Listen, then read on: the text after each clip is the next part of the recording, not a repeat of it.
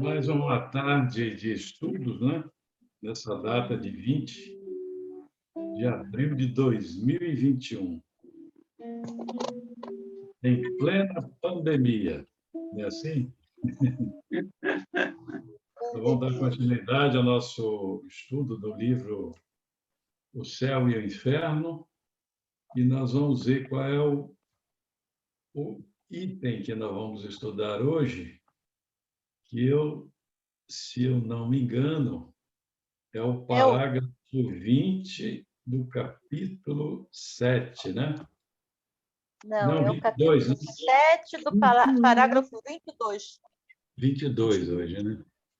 É. Nós terminamos Justiça Divina, 21. Isso.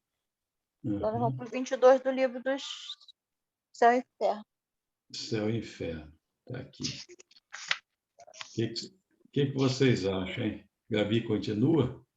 Gabi, você Ai, está com disposta? certeza. Você está disposta, Gabi? Tô sim.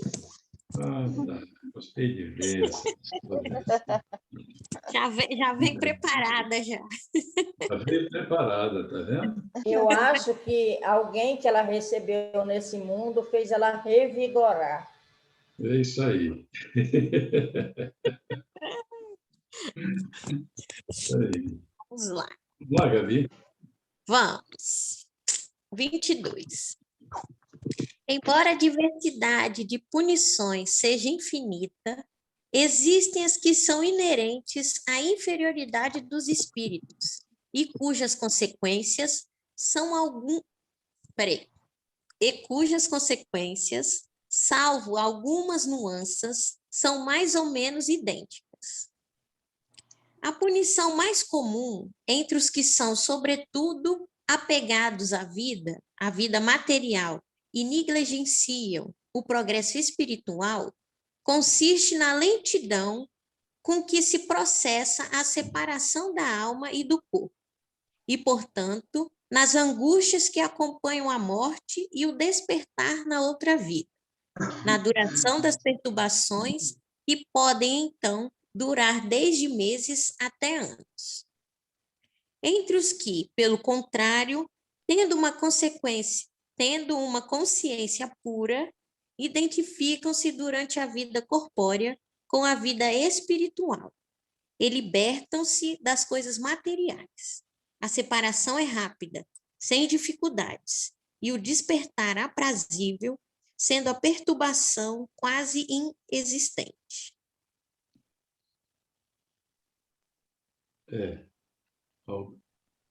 Você quer comentar alguma coisa? Só isso. Realmente, esse parágrafo aí, ele versa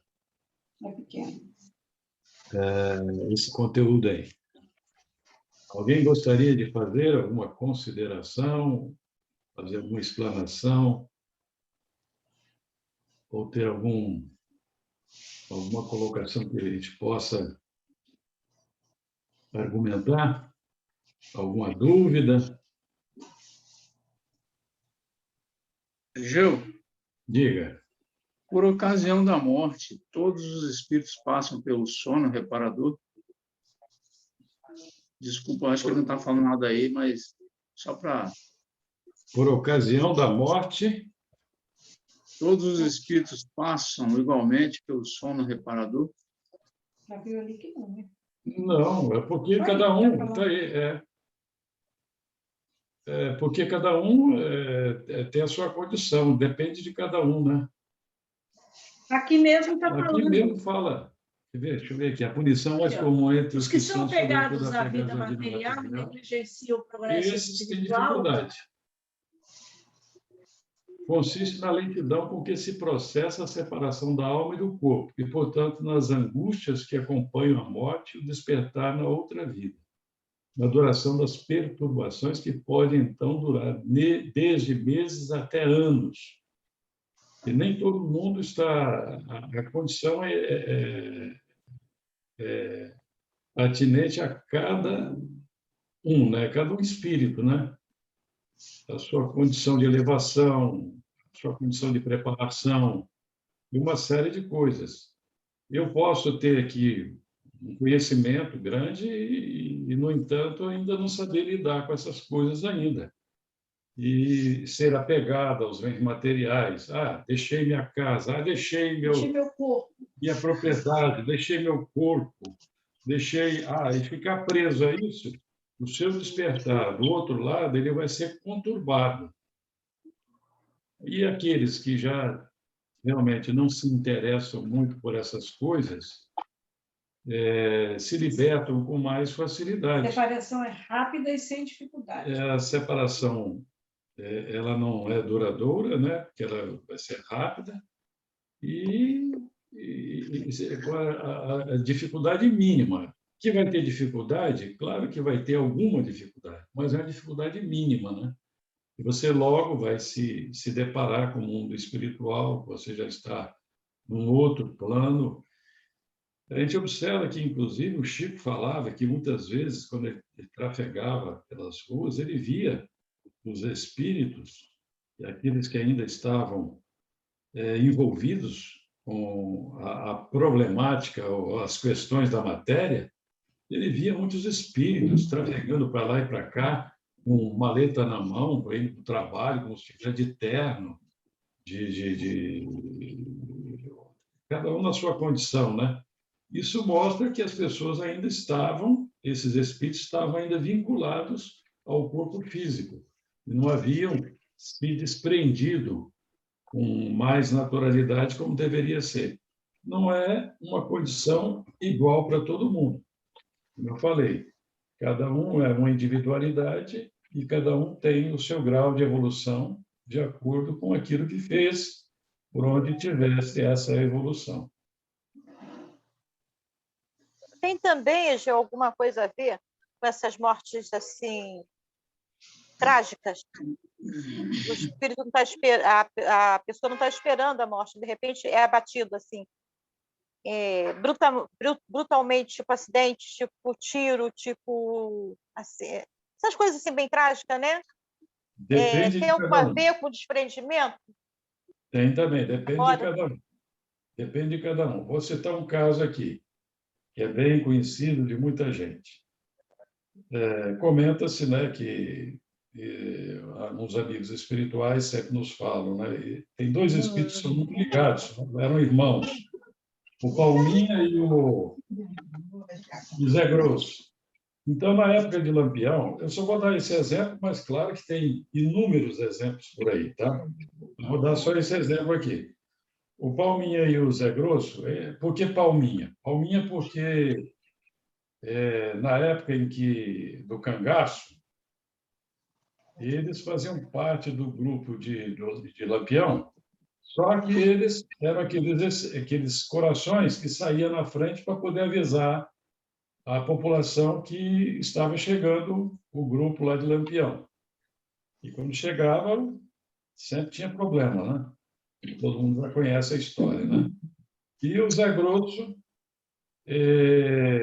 o nome é em função da sua própria voz, que ele tinha aquele vozeirão, né?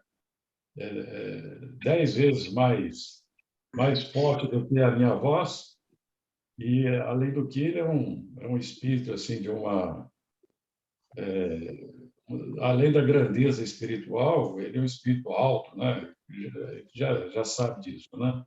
E os dois, quando o Lampião descobriu, Palminha, ele cortou a língua do Palminha, porque ele, por um tempo, no mundo espiritual, apesar de ele fazer tantos benefícios, ainda levou um tempo para poder se adaptar sem a língua física, que deve ter afetado também a parte espiritual. Então, para ele se comunicava com a mão. Mas o que eu quero chegar é o seguinte, que um deles, parece que foi o Palminha, tomou um tiro. O Zé Grosso tomou um tiro. Pelas costas. Tomou um tiro nas costas. E ele estava correndo quando tomou o tiro nas costas. Ele continuou correndo. O corpo ficou, ele continuou correndo. E foi parado no mundo espiritual sem problemas maiores. Ele se reconheceu no mundo espiritual, mas mesmo assim levou algum tempinho para poder se adaptar. Assim acontece, por exemplo, quem está dirigindo em alta velocidade, como a gente já sabe disso também, que já tivemos várias notícias, tem várias notícias nos próprios livros, né? A pessoa estava dirigindo em alta velocidade numa rodovia e colide de frente. Então, é uma morte instantânea. Às vezes, pelo impacto que é recebido no corpo físico, isso reflete, inclusive, no perispírito, que leva tempo para poder justamente agregar, juntar no mundo espiritual o próprio perispírito, poder justamente refazer a sua forma, né? Isso acontece. Então, são inúmeros exemplos. Cada um tem a sua necessidade, cada um carece de um amparo diferente e nem todos estão na mesma condição. A gente não pode nivelar isso aí, dizer que vai acontecer desse jeito para todos. Cada um com o seu merecimento, cada um com a sua problemática ou com a sua solução, né? Ninguém sabe. As mortes naturais, elas são mais, vamos dizer assim, mais suavizadas, porque a pessoa está esperando já a morte, né? Já fica num leito de morte e o desligamento ele se processa com mais facilidade. Muito embora também a gente já tenha atendido espíritos nas reuniões mediúnicas, em que o médium, muitas vezes, vai até o hospital participar, juntamente com os amigos espirituais, para fazer aquele desligamento em função até dos próprios parentes que estão lá naquela ânsia de querer ver a melhora, interferem nesse processo da separação do corpo espiritual do corpo físico. E isso, às vezes, o médium tem que ajudar e o próprio doutrinador, o dialogador, tem que ajudar nessa hora. Gil, como é que a pessoa que está no leito do hospital, mesmo a gente sabendo que já está chegada a hora, e ele resiste tanto, ele fica tão resistente. Ardeu? E às vezes demora até mais de um mês para poder desencarnar. A pessoa chega a ponto de se decompor, começar a se decompor. Por que isso? A necessidade que ele tem de passar por isso? Aquele espírito tem a necessidade? Não, tem nada. Sônia, Oi? me ouvindo? Passa esse aqui, Amanda.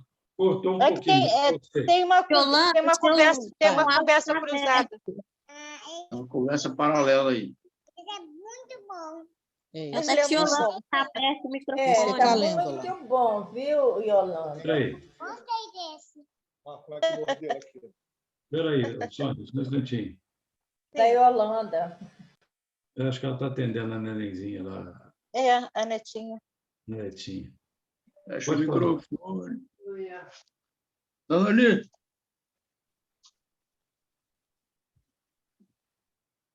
Espera aí, só um instantinho. Acho que a Yolanda está falando aí. Boa tarde a todos. Boa tarde a todos. Boa tarde, Jacu. Boa tarde, Seja bem-vindo. Boa tarde, Chacô. Agora pode falar, Sônia. Quando a pessoa é internada já com a previsão de desencarne a qualquer momento, mas ele resiste tanto ao desencarne que a pessoa chega a se decompor, começar a se decompor e não desencarna. Por que isso? Ele tem necessidade de passar esse tempo ali para cumprir para a prova, o tempo que ele tem aqui na Terra, ou é o espírito mesmo que fica endurecido, não quer ir, fica agarrado? Como é que é? Os espíritos nos falam o seguinte, que em um segundo, ele pode ter uma recuperação de sua memória e fazer um perdão de um mal que ele tenha realizado, pedir perdão ou perdoar alguém. Então, ninguém está autorizado a fazer esse desligamento. E esse desligamento ele se fará no momento oportuno e será auxiliado pelos amigos espirituais tudo isso que a gente fala não é uma regra geral, porque cada um tem a sua condição, conforme eu já falei, né? Mas no caso que você está citando aí, que a pessoa está nesse sofrimento, às vezes Já aquilo decomposição. é necessário para o espírito, para que ele possa aproveitar aquele momento e fazer uma revisão da sua própria vida naquele instante. Em um segundo, ele pode até salvar a sua própria reencarnação. Entendeu? Por isso que a eutanásia não é recomendável. De forma alguma. E você Mas acredita às vezes também, é a pessoa que não quer ir, fica agarrada ao corpo, né? E Sim, a mas- gente vê esses casos, né? Você mesmo acabou de falar, a pessoa fica agarrada ao corpo, né? Já está assim, os órgãos já estão em falência, o espírito está agarrado ali ao corpo, porque não quer partir. E eu acho que também é compreensível, né? Pelo medo do desconhecido, né? A pessoa não tem ideia, né? A maioria, né? Não tem ideia do que vai acontecer depois da morte. E, às vezes, por medo, ou além de estar agarrado ao corpo, tem, às vezes, essa questão de herança, né? Às vezes a pessoa fica pensando, né? Com quem vai ficar minha casa, com quem vai ficar meu carro, né? Fica pensando nos bens, nas posses, e a pessoa fica agarrada ao corpo. E, às vezes, sofre muito, mas fica agarrada ao corpo. Pode isso também, né, Geu? Pode sim, mas isso aí tudo é aproveitado, tá? Sim. Uhum. Tudo isso é aproveitado. E muitas vezes a gente vê que espíritos que desencarnam nessas condições, que são arraigados aos bens materiais, ficam anos, às vezes anos, naquela condição, como se tivesse ainda no corpo físico. E muito trabalho os espíritos têm para poder demover aquela ideia de que ele não está mais no corpo físico. Aí a presença de um médium, porque o médium ainda está ligado ao corpo físico, ele está mais materializado, então dá condições para que esses espíritos sejam reconduzidos ou conduzidos, né? Tem vários casos aí que a gente lidou com esses casos durante muito tempo nas reuniões mediúnicas, que nenhuma reunião mediúnica é igual à outra, nenhuma comunicação é igual à outra. Todas as comunicações são diferentes, todas as reuniões são diferentes, nenhuma é igual à outra, porque os processos são todos diferentes, a situação de cada um é independente, e a gente via que muitas vezes a gente lidava com espíritos que estavam presos até uma roça, uma pequena roça, uma pequena propriedade em que ele plantava e colhia aquilo para o seu sustento. Ele ficou tão preso àquilo que levou anos preso àquela situação. É uma condição psíquica, né? Ele está vinculado àquilo lá, como se ele estivesse ainda vivendo. Conforme aquilo que eu falei do Chico Xavier, que via as pessoas na rua pegando com mala, com pasta de... Como é que é? A pasta de levar documento, né? E outros com outras condições, né? E para você poder, muitas vezes, demover essa ideia, os espíritos encontram mecanismos que são interessantes. Em alguns casos a gente até lembra, né? Por exemplo, lembrei de um agora que era um espírito que estava vinculado lá à sua pequena propriedade, mas ele não confiava a ninguém, sabia que ele estava doente, que ele estava realmente passando mal, e em função disso, que ele havia desencarnado, né? Mas achava que ainda estivesse passando mal, e na verdade estava mesmo, né? Aí ele não confiava a ninguém sair e deixar a propriedade sozinha ou por conta de alguém. Mas, de repente, os espíritos até ajudam a gente, inspiram a gente, né? E, nesse meio tempo, a gente faz com que ele lembre de um amigo dele, íntimo, que ele confie tanto. Aí ele lembra desse amigo. Pois é, então esse amigo seu está aqui agora para você tomar conta da sua terra enquanto nós vamos para o hospital. Nós vamos te levar para o hospital. Aí, às vezes, ele cede. Mas isso, quanto tempo ele está levando nessa condição? Às vezes, anos. Tempo. O Fernando quer falar. Fala, Fernando, pode falar.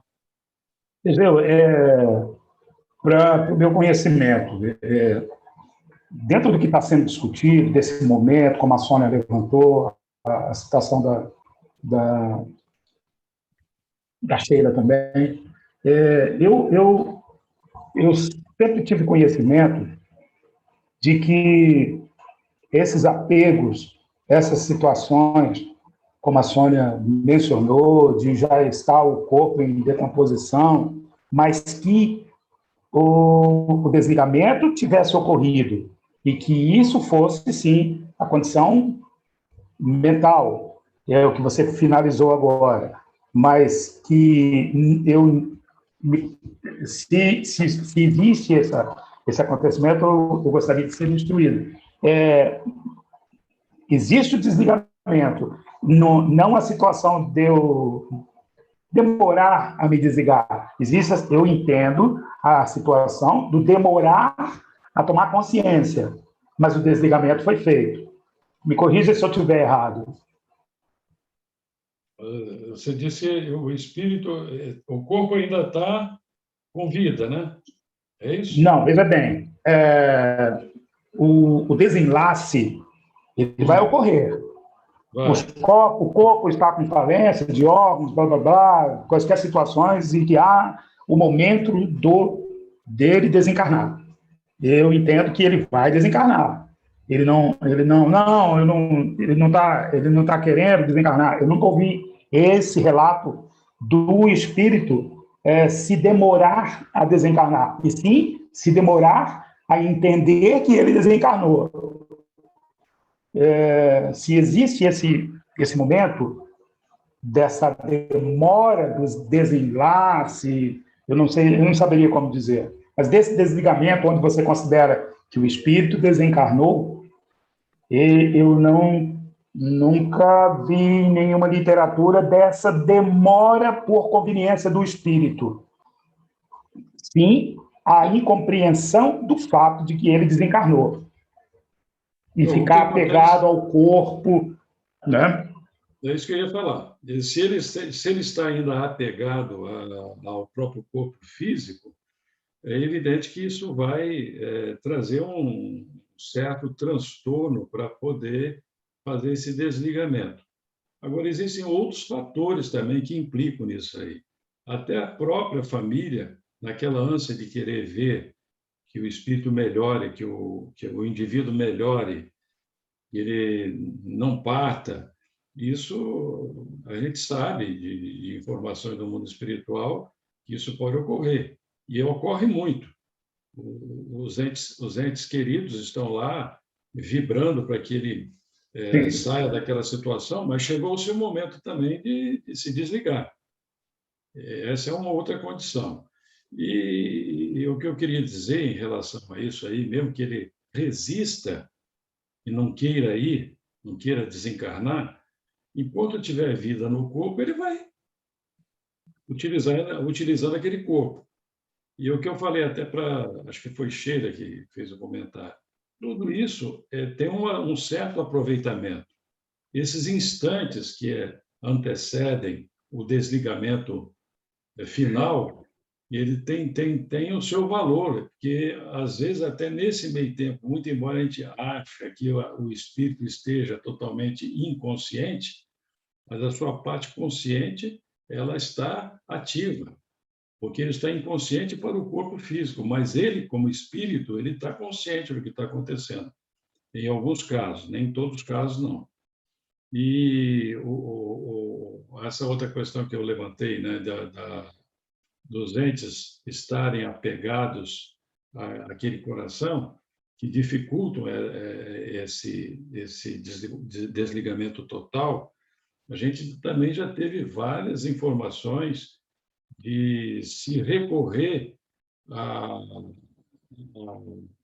um ente querido que estava na própria sala, na antessala do hospital, por exemplo, um dos casos que a gente também já atendeu, recorreu a uma criança, a criança que conseguiu realmente movimentar os demais familiares através de uma ação espiritual também, e retirou os familiares da antessala, deu como se fosse assim um ar de uma alegria passageira, né? Nesse meio tempo, os espíritos aproveitaram e fizeram o desligamento. Já não era a condição daquele que estava para desencarnar que estivesse resistindo esse momento final, mas sim eram os seus próprios familiares que estavam impedindo que isso acontecesse. Sim, E também já existe essa tive. outra, né? Realmente, essa situação a gente já teve em alguns estudos, inclusive, desse tipo de comportamento e as consequências. Agora, o outro fato que você está falando aí, que o espírito ele resiste em não querer deixar o corpo, é porque ele pode ser que ele esteja antevendo alguma situação que cria nele um certo medo, um certo desgaste, mas a espiritualidade sempre aproveita e com todo carinho, com toda a dedicação. Muitas vezes, Fernando, eu atendia, eu não sei se foi da sua época que que você estava lá na reunião mediúnica, tinha a Ana. A Ana já participava, não, né? A Ana era a esposa do Naor, Ana Maria. E muitas vezes ela era acionada pelos amigos espirituais, ela tinha uma característica mediúnica para atender exatamente esses corações que estavam com essas dificuldades, quer seja a dificuldade criada pelos familiares, ou quer seja a dificuldade criada pelo próprio espírito resistindo do seu desenlace. Então, os espíritos encontram 1000 formas para poder justamente ajudar, auxiliar. Não sei se eu atingir aí o seu objetivo, Fernando. Sim, com certeza. Muito obrigado. Egeu, Ei? presta atenção. Eu tive uma experiência, de um lado foi triste e do outro lado muito bonito para o meu espiritual. Eu, na segunda-feira, antes de mamãe desencarnar, eu fui visitá-la. Era pandemia, aí a Helena deixou a gente ir lá visitar. Nós fomos lá visitar e tal. Aí, na hora que até eu olhei, já tinha uns 8 meses, 9 meses, sem poder vê-la. Aí, quando eu cheguei lá, eu até me ajoelhei, a cuidadora ficou olhando para a minha cara assim. Eu ajoelhei e falei, minha mãe, que bom te ver de novo. Aí passou, aí eu falei, eu não vou mais lá. Pensei comigo, né? Porque, como está na pandemia, eu vou deixar mais um tempinho. Aí, no sábado, o meu filho tinha vindo da onde ele mora, nós ficamos aqui, eu fiquei fazendo o almoço para ele e tal, fazendo aqueles denguinhos de mãe. Quando chegou a noite, que eu ia colocar o lanche, a Helena me ligou. Eles me chamam de Caco lá. Caco, vem para cá. Mamãe não está bem. Aí eu falei, não levem para o hospital. Eu não quero ela entubada. Aí ela falou bem assim, mas nós já chama. Eu não quero mamãe entubada. Aí nem lanchei, deixei todo mundo aqui e corri para lá.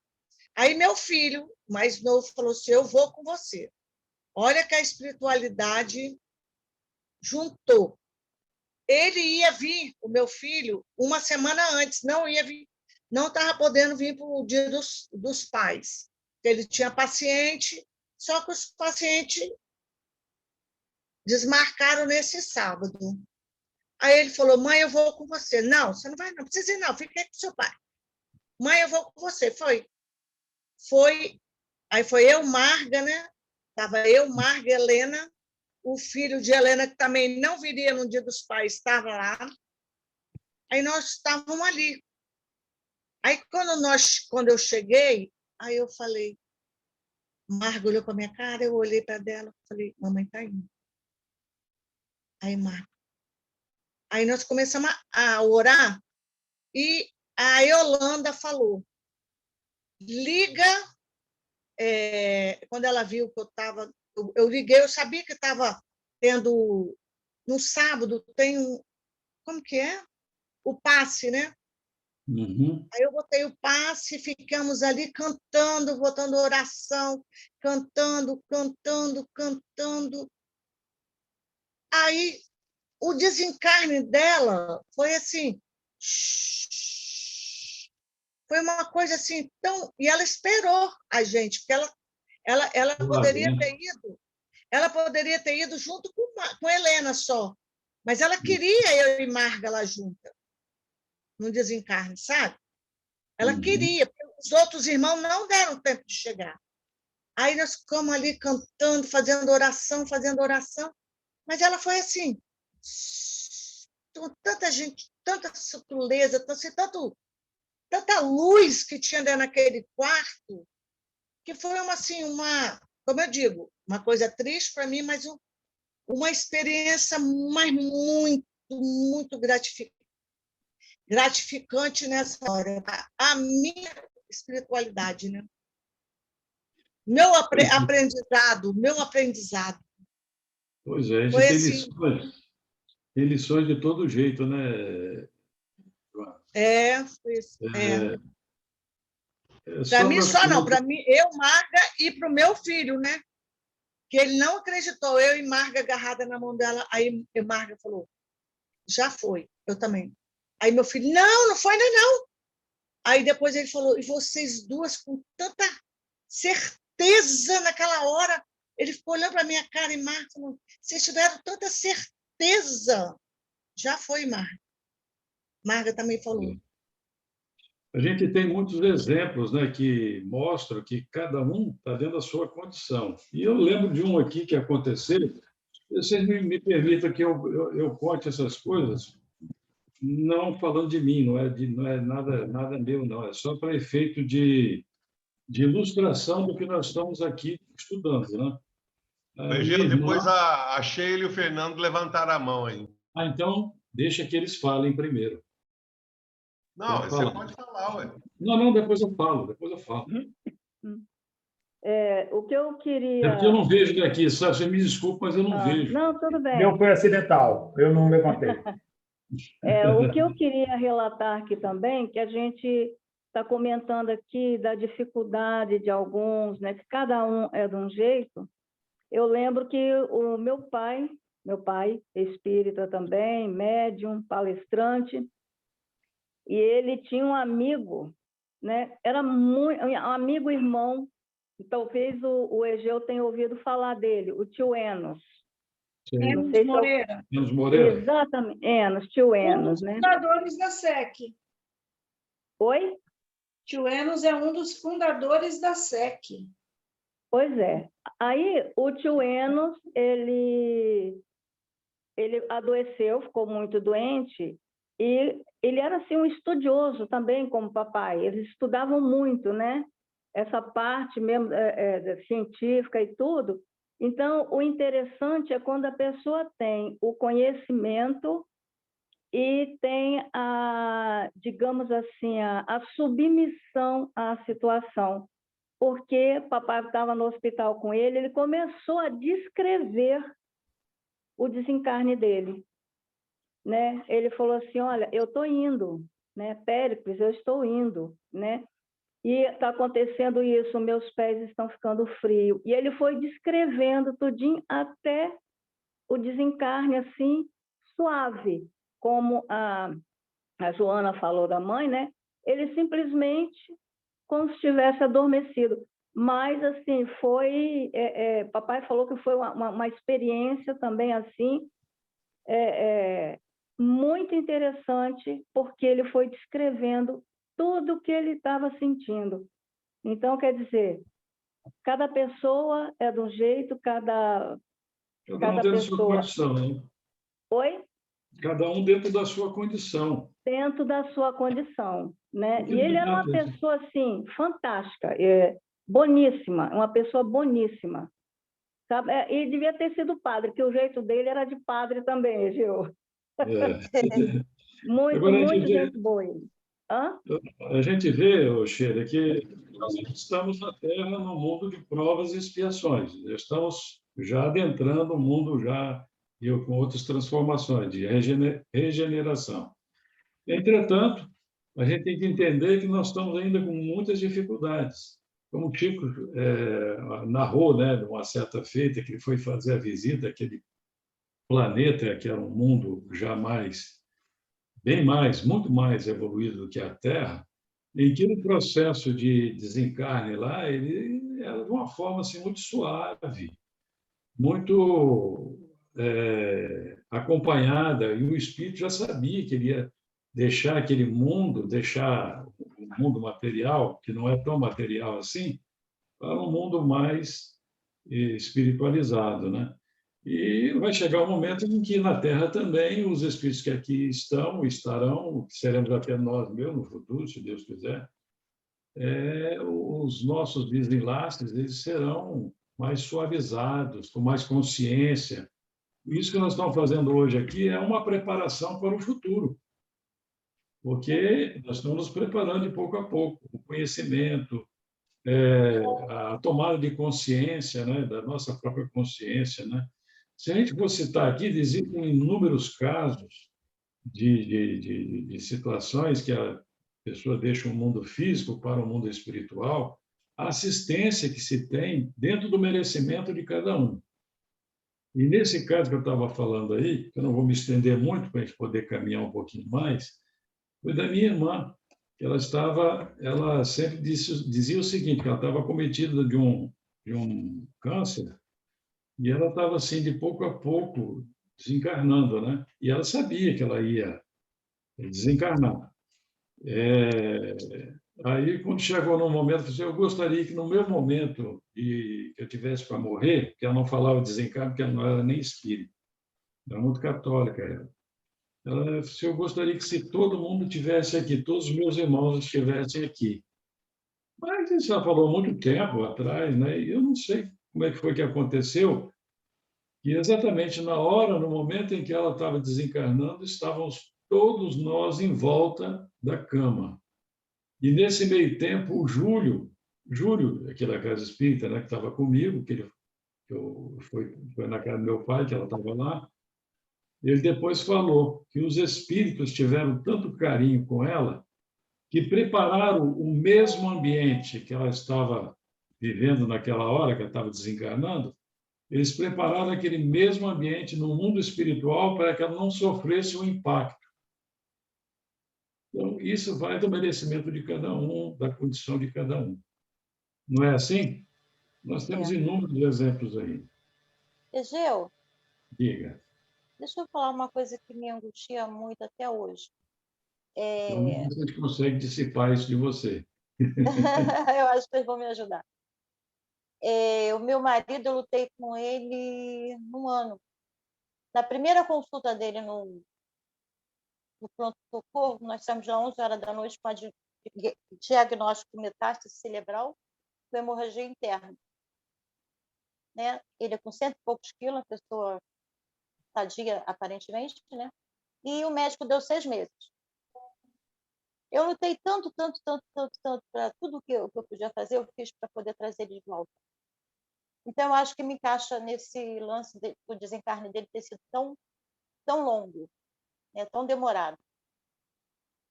Né? Mas eu não consigo entender, até hoje eu pergunto para os espíritos, por que eles me tiraram da sala na hora que ele desencarnou? Porque eu tinha consciência, eu sabia. O cuidado paliativo me acompanhou esse tempo todo, me preparando, e eu estava preparada para o desencarne. E eu queria estar com ele. Com 44 anos de casado. Egeu, nós éramos minha e Carlos. Tudo éramos juntos. Quando você falava Sônia, o Carlinho para trás. Quando falava Carlinho, o Sônia estava atrás. Então, a gente era inseparável. Até nos hospital, até nas consultas. Ele não entrava em consulta sozinho. Eu ia com ele. Então, no momento que você não pôde estar, né? Eu não consigo. Não pude estar, não. Eu estava com ele o dia inteiro. Eu fui, quando ele foi isolado, que ele teve infecção, eu levei minha malinha e falei, isso daqui ninguém me tira. Eu só saio daqui depois que eu desencarnar. E de manhã, quando eu acordei, os pés dele estavam muito gelados. Não sei o que aconteceu comigo, eu não me atinei que ele estava desencarnando. Eu tentei aquecer, a coisa apagou da minha cabeça, tentei aquecer. Eu estava direto, quase 24 horas, eu precisava de um banho, eu estava precisando de um banho, e eu queria um banho e pedi meu filho para me buscar, levar o tio para ficar com ele, para me tomar um banho rápido e voltar.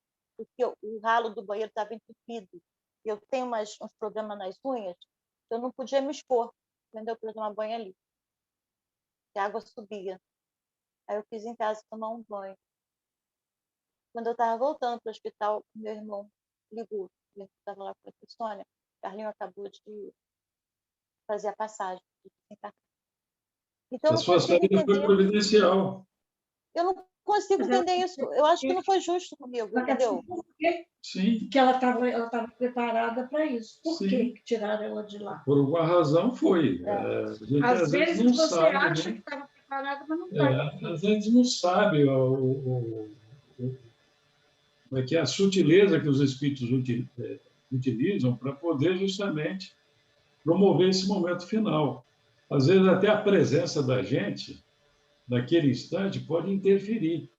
Então é preferível que você saia, que você tenha saído, e naquele instante os espíritos providenciassem a retirada do espírito do corpo físico. E não é culpa sua, não se culpe por isso. Alguma razão, em benefício dele próprio, deve ter acontecido, deve ter sido uma razão muito forte para poder ajudá-lo até. E se você tivesse lá, muito embora você tenha a dizer a você que você estava preparada, às vezes você não estava tão preparada assim como você está imaginando, que inconscientemente nós fazemos coisas que às vezes a gente não está, no consciente não está se apresentando conforme a gente acha que esteja. E às vezes até é benefício para ele. Mas é isso. De você não estar junto dele, ele, né? Eu fico pensando por esse lado, eu estava dificultando, eu dificultei a vida dele. Muito mesmo. Eu posso falar? Nós somos individualidades. Pode, meu amor. Ai, gente, só eu que não tenho uma história feliz para contar, né? Desencarne. Um dos meus dons é ver o futuro, assim, mas eu não sei quando vai acontecer, ninguém sabe, né?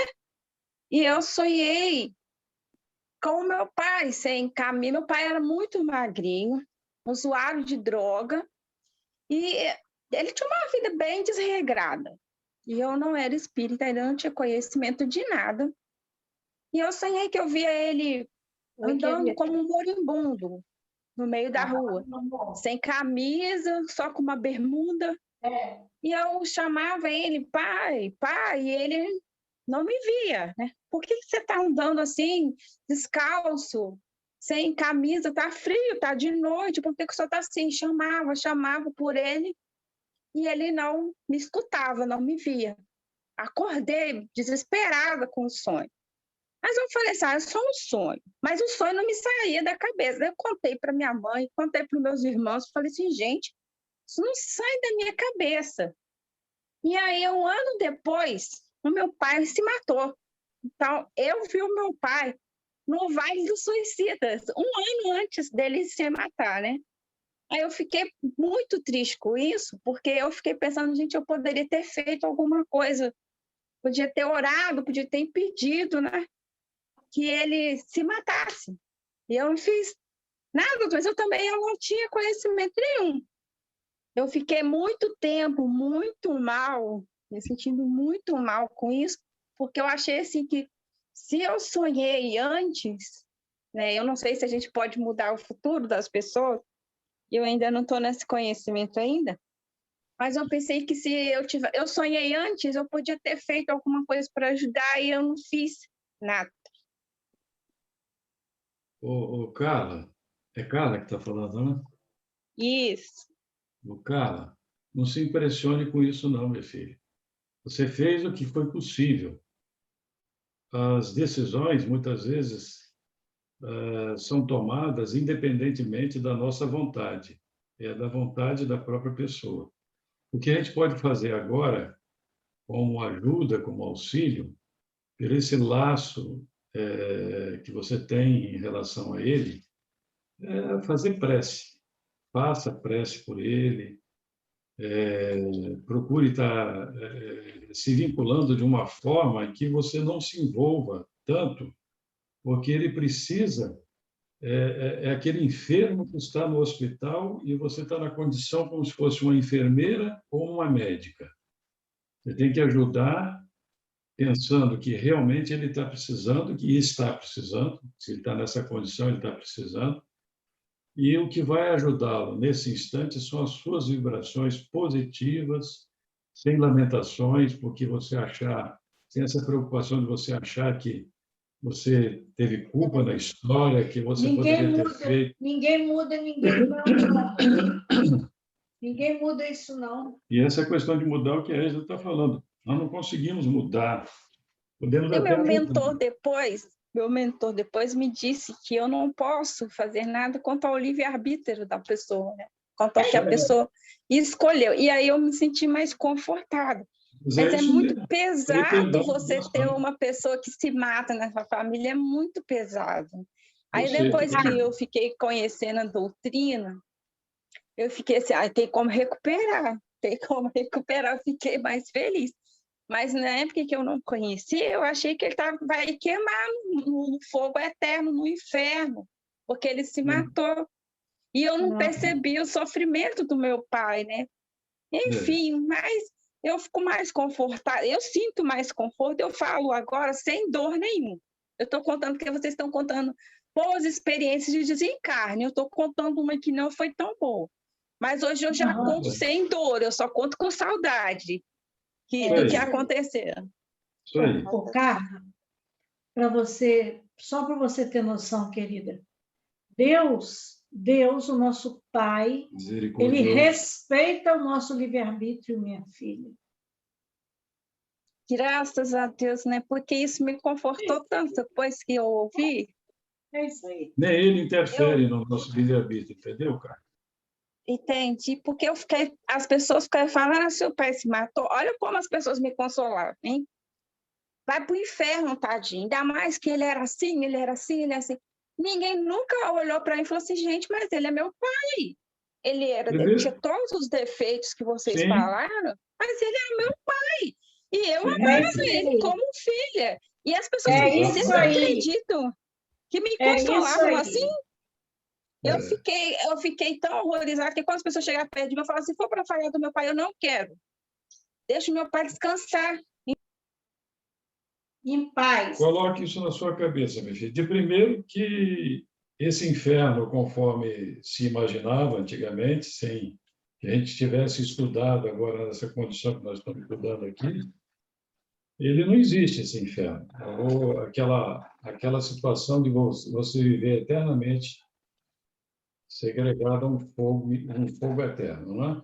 Isso não existe. A condição de recuperação dele vai depender muito dele, vai depender muito das preces que serão endereçadas. E é evidente que a espiritualidade vai ajudar em todos os aspectos, mas vai sempre respeitar o livre-arbítrio dele. Não interfere no livre-arbítrio dele. Quando ele estiver em condições, ou se já está em condições, porque a gente não sabe, que existe no suicídio, existe os agravantes e os atenuantes, né? Nós não podemos colocar tudo num pacote só. Na verdade, existem os atenuantes e os agravantes. Nós não sabemos. Só quem sabe é Deus. E, portanto, a sua parte de fazer, como filha, é fazer a sua prece, uma prece fervorosa, pedindo aos benfeitores espirituais, ao seu próprio guia espiritual, para poder ajudá-lo. E, no momento oportuno, ele ser ele o beneficiado de tudo isso. E nunca achar que você realmente tenha tido culpa nessa situação. De forma alguma. Você não tem culpa nenhuma. Tá bem? Ah, bem, é um conforto ouvir vocês também. Verdade. Já faz 4 anos isso, mas é um conforto. Que bom. Estamos aqui. Vamos trabalhar juntos, tá? E as Vamos nossas sim. conversas também serão direcionadas a ele. Como é o nome dele? Geraldo. Geraldo, né? Tá bom. Geraldo Antônio Baunilha. Tá certo. O Egeu, Meus caros... está acabando? Está acabando já? Eu gostaria de ir até a meia-noite, mas não dá. Ou então eu deixo meu relato para a próxima, então, que eu ia falar duas coisinhas, né? Dá tempo? Não, dá tempo, pode falar. Dá tempo? Vou tentar ser rápida, né? Vou contar a minha experiência também com essa questão de desencarne. Meu pai foi internado já com metástase, né? De um câncer que começou no fígado. E eu fui me falaram, olha, ele saiu de ambulância, coisa e tal, levaram ele lá para a Santa Casa. Aí eu cheguei lá, meu pai devia estar muito sedado, né? E ele estava, aparente, dormindo. Aí eu cheguei, aí estava minha irmã e duas cunhadas, né? Aí eu pedi que elas fizessem oração, que eu ia aplicar um passe no meu pai, né? E assim, né? Uma fez um Pai Nosso, outra também fez, e isso eu apliquei um passe no meu pai. Aí a enfermeira chegou e falou assim: eu tenho que fazer a higiene no paciente, vocês esperem lá fora. Aí eu fui lá embaixo, lá, acho que tem um jardinzinho lá na Santa Casa, e cheguei lá, fiquei em oração, né? Aí quando eu voltei, estava as três lá sentadas, eu cheguei e botei a mão no meu pai, né? E nada assim, ele não estava assim mais roncando como ele estava. Procurei pulso, não achei, botei a mão no peito, não achei. E encostei meu ouvido, nada, né? Aí eu falei assim, eu acho que papai desencarnou. Olha, mas foi um desespero, Egeu. Aí eu chamei a minha irmã às falas, né? Que ela começou a gritar, a chorar, em tal desespero. Eu falei, olha, papai não está precisando de choro, de grito, não, ele está precisando de oração. Aí ela deu aquela parada assim, né? E provavelmente entraram em oração. O médico veio, constatou que realmente ele tinha desencarnado. E depois a minha cunhada falou assim, nossa, vocês espíritas são tão esquisitos. Quer dizer, eu deduzi que o meu passe auxiliou no desencarne do meu pai. Né? Ajudou. E outra coisa que eu queria contar é que de hoje que eu estou para falar, que acho que foi de sábado para domingo, eu sonhei, vamos dizer assim, que eu estava andando, era uma cidade grande, assim, com viadutos e avenidas muito largas, e muitos espíritos, gente, todos desorientados. E eu tentava falar com eles, ajudar, nenhum deles me ouvia, ninguém me ouvia. Mas não eram 2, 3, 4, não. Eram muitos espíritos, né? Aí eu até falei com o Wallace, contei para o Wallace, ele falou assim, mas é a situação que muitos estão desencarnando, né? E esses desencarnes, as pessoas entubadas, né? Por causa da pandemia, então eles ainda assim não estão tendo consciência da situação deles. Então eu queria passar isso, né, para o grupo dessa ideia, dessa imagem, né, que eu vi, que eram muitos espíritos, muito mesmo, precisando, como o Egeu já falou aí, né, de oração, precisando de consolo. E ele falou assim, e vai ser cada um a seu tempo, né? Porque como eu tentava ajudar e eles não me ouviam, então cada um a seu tempo, no seu momento, vai receber a ajuda necessária. Enquanto isso, pelo menos no meu sonho, do jeito que eu quis, eu não consegui ajudar, não. Também tive uma experiência parecida. Pois é, por isso que a gente criou esse grupo de sexta-feira, né? O grupo de preces, né? A prece ao invés de a gente fazer o estudo, conforme nós estamos fazendo aqui do livro Céu e Inferno, nós abrimos uma forma de a gente poder estar juntos aqui, vibrando por esses corações que estão partindo nessas condições. É uma forma de a gente poder ajudá-los. É pouco? Aparentemente, sim, mas não é não. Porque a espiritualidade aproveita o tanto que nós podemos oferecer. E, olha, outra coisa, hein? Nosso estudo é assim mesmo. Nós vamos caminhando agora daqui para frente, porque os assuntos são muito interessantes.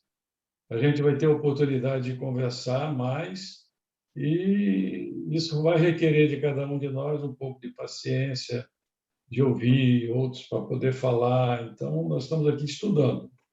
O estudo é isso mesmo. Sessão de psicologia, psicólogos. Um do outro, psicólogos um do outro. Mas isso é bom, é importante.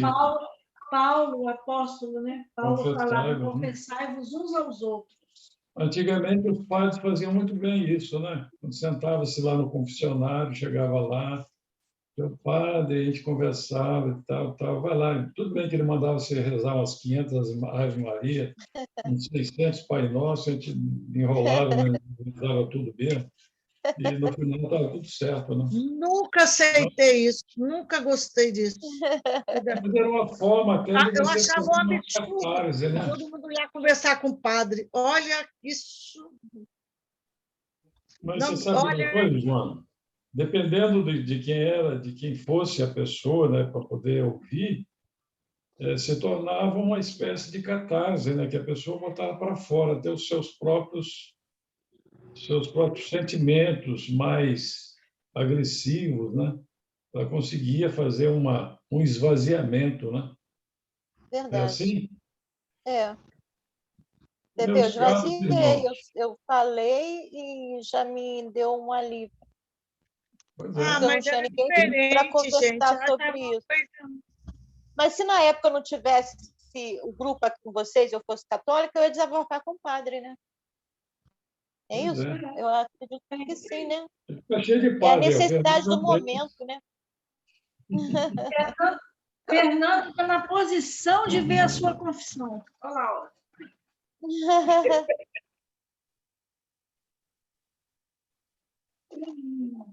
É verdade. O que nós cantamos hoje, hein? Quem quer escolher aí? Quanta luz. Quanta luz, show.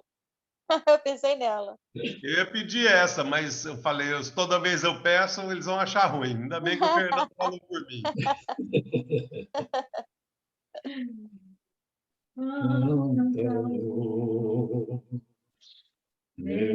Neste ambiente, passando sobre nós, vibrando em nossa mente, quanta luz, quando assim cresce, como a alma cresce aos olhos de Jesus. Quanta luz, Pois a minha oração, a voz do Mestre fala ao nosso coração. Quanta luz descendo sobre nós. Quanta luz, quanta luz, quanta luz. Neste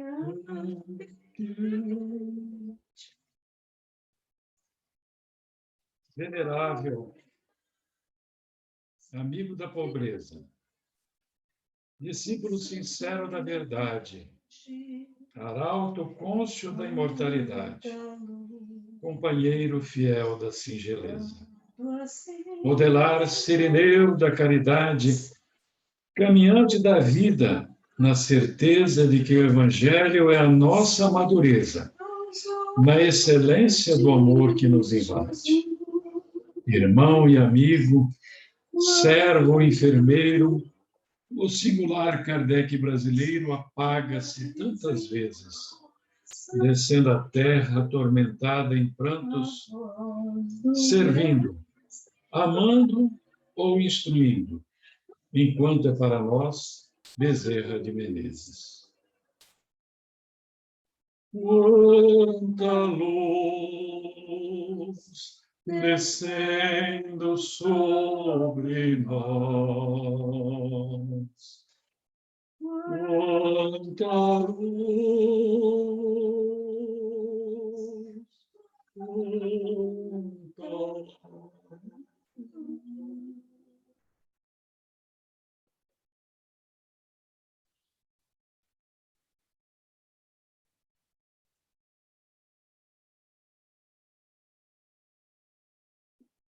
Fernanda, você pode fazer a nossa prece? Vou fazer. Amado Mestre Jesus, nós agradecemos pela oportunidade desse estudo, pela união, por tudo que tivemos a oportunidade de vivenciar nesse dia de hoje.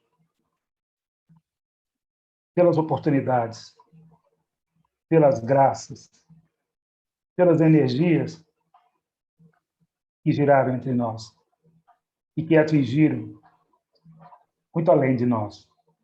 Há tantos necessitados, há tantos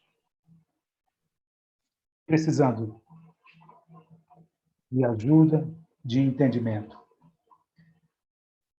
Agradeço a espiritualidade amiga, que, como sempre, está conosco, manuseando essas energias e distribuindo dentro do merecimento de cada um.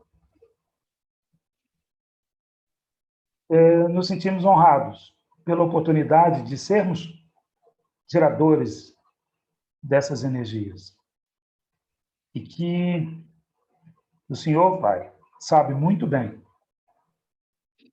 o quanto é importante que, mesmo achando que é pequenino o que se faz, que o Senhor consegue e que transforma isso em coisa grandiosa, distribuindo de forma a cada um dentro do seu merecimento. Agradeço pela Casa Espírita, pelos seus mentores e pelo trabalho que é constante em todos os momentos, em tudo que nós podemos fazer em prol do nosso desenvolvimento, do nosso crescimento. Que o Senhor possa estar conosco agora e sempre. Que assim seja. Que assim seja. Assim seja.